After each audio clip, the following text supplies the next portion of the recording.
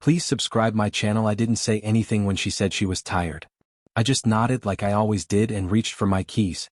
It had become a familiar rhythm in our marriage.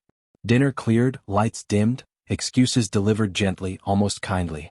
She never sounded cruel. That was the problem. Cruelty would have been easier to recognize.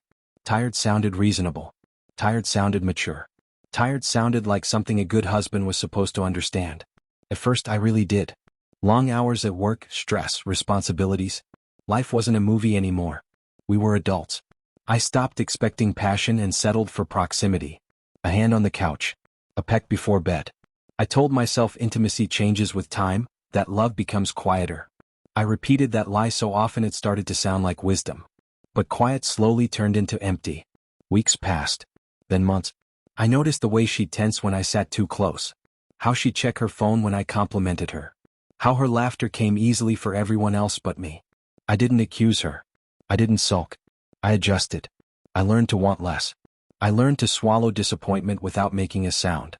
That night was supposed to be simple.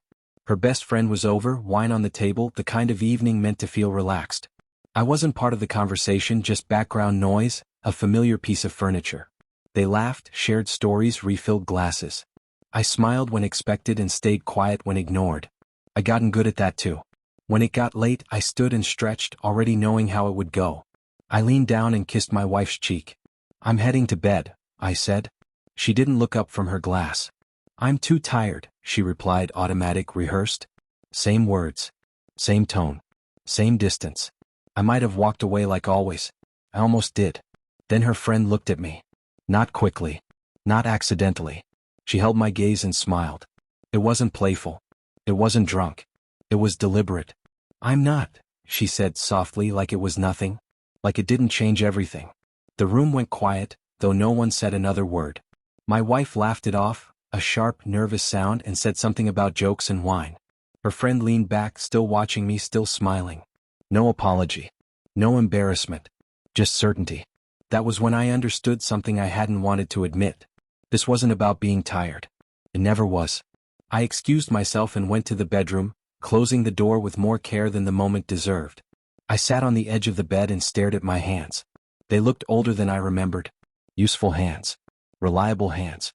Hands that paid bills and fixed things and never reached for anything they weren't offered. I realized I had become dependable, not desired. Safe, not chosen. I didn't sleep. I listened to the muted sounds of laughter from the other room, the easy kind that hadn't existed between my wife and me in years. I waited for anger to come. It didn't. What came instead was clarity. A clean, quiet understanding that settled into my chest and stayed there. In the morning, my wife acted normal. Coffee, small talk, plans for the weekend. She asked if I'd slept well. I said yes. I watched her carefully, the way you watch someone when you finally stop making excuses for them. There was no guilt in her eyes. No concern. Just comfort. She was comfortable because she believed I would stay. That was the moment something shifted. Not dramatically. Not loudly. Just enough to matter. I realized I had been negotiating my self-respect in small pieces for years, trading it for the hope that things would improve. They hadn't. They wouldn't. And no conversation was going to turn indifference back into desire. I finished my coffee, rinsed the mug, and picked up my jacket. She asked where I was going. I told her I had things to take care of. It wasn't a lie. For the first time in a long while, I was telling myself the truth. I didn't explain further because explanations had never changed anything before. I stepped outside and felt the air hit my face, colder than I expected, sharper, like a reminder that I was still awake. As I walked to my car, I thought about all the moments I'd ignored, all the times respect quietly left the room while I stayed seated. I understood then that love doesn't disappear all at once. It erodes, grain by grain, until one day you're standing in the ruins wondering when you stopped mattering. I started the engine and drove away slowly, not running from anything, just finally moving forward with my eyes open. That realization stayed with me.